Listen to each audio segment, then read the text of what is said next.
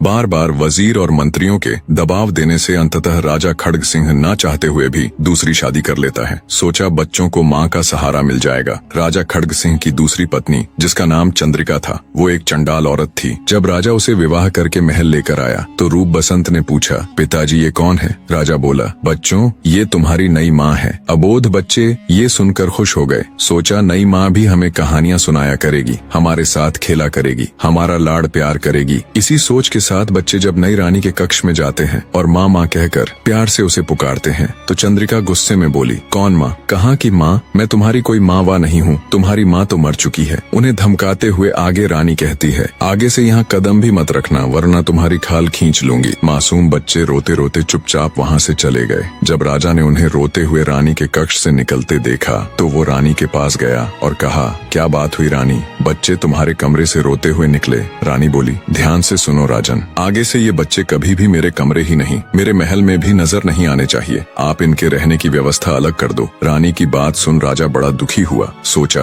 क्या सोचकर विवाह किया था और क्या हो गया। भारी हृदय के साथ राजा ने बिना कोई क्लेश किए रानी की बात मान ली और बच्चों के रहने के लिए अलग से जगह बनवा दी। रूप और बसंत वहाँ अलग से रहने लगे। ऐसे ही समय बीतता चला गया। राजा बूढ़ा हो गया। रूप और बसंत अब जवान हो गए। अब चूंकि राजा बूढ़ा हो चुका था तो रानी चंद्रिका उससे कतई खुश नहीं थी। एक दिन रूप और बसंत दोनों भाई बॉल के साथ खेल रहे थे। खेलते खेलते उनकी बॉल रानी के महल में चली जाती है। रूप अपनी बॉल को लेने के लिए रानी चंद्रिका के महल में जाता है। जब रानी चंद्रिका ने रूप को देखा तो उस हट्टे कट्टे खूबसूरत नौजवान को देख उसकी अंतर्वासना जागृत हो गई। रूप ने जब रानी चंद्रिका को देखा तो वो उसे प्रणाम करता है। रानी बोली, तुम कौन हो नवयुवक और यहाँ किस लिए आए हो? रूप बोला, मौसी जी मैं आपका बड़ा बेटा रूप हूँ। खेलते खेलते मेरी बॉल आपके महल में आ गई, बस उसी को लेने आया था। रानी चंद्रिका बोली, रूप तुम बिल्कुल अपने नाम के जैसे ही सुंदर हो, पर ये बेटा शब्द लगाने की क्या आवश्यकता है? तुम भी खूबसूरत जवान हो और मैं भी जवान हूँ, हम दोनों की जोड़ी क्या खूब जमेगी।